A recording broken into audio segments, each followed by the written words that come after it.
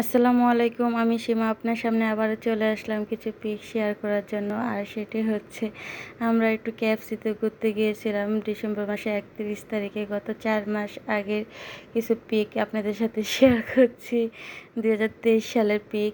আর এবার বাচ্চাদের পরীক্ষা হয়ে গেছে নভেম্বর মাসে, তাই নভেম্বর মাসের ২০ তারিখের মধ্যে পরীক্ষা শেষ হয়ে গিয়েছিল। আর এই ১.৫ মাসের মতন আমরা সবাই বাসায় বসে বোরিং ফিল করছিলাম, তাই সবাইকে মিস করছিলাম। এই জন্য একসাথে সবাই কথা বলে যে একদিন বের হওয়া যায়, তা চিন্তা করলাম যে ডিসেম্বর মাসে ৩১ তারিখে সবাই আমরা বের হতে পারি। তো তখন আমরা সবাই ঘুরতে চলে গেলাম। ওখানে আমরা সবাই কিছু পিক তুলছিলাম, আর সেই পিকগুলো আপনার সাথে শেয়ার করতে চলে আসছি। আর এখানে বাচ্চারা পিক তুলছিল, বাচ্চারা খুবই আনন্দ করলো, আর আমরা গার্ডিয়ানরা খুব আনন্দ করছি।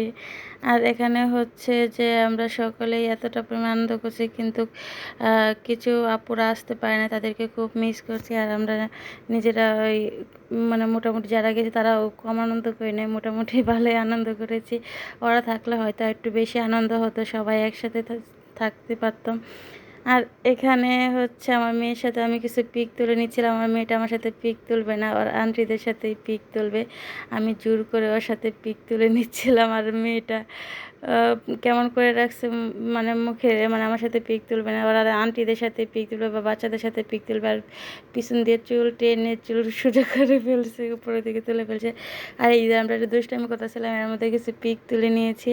আর সেই পিকগুলো মানে আপনার সাথে শেয়ার করতে এখন চলে আসি, গত ৪ মাস পর চলে আসলাম পিকগুলো শেয়ার করার জন্য। আর এখন এদিকে আন্ডা বাচ্চারা দুষ্টামি করছিল, সেই পিক আমি তুলে নিয়েছি। একজনকে ক্যাপ পরাচ্ছিল, একজনের শ্যুট নিচ্ছিল, একজনের পিক তুলছিল। এখানে ওদের দুজনের কাণ্ড দেখেন, দুজন দুই দিকে মুখ ফিরে একসাথে পিক তুলবে না।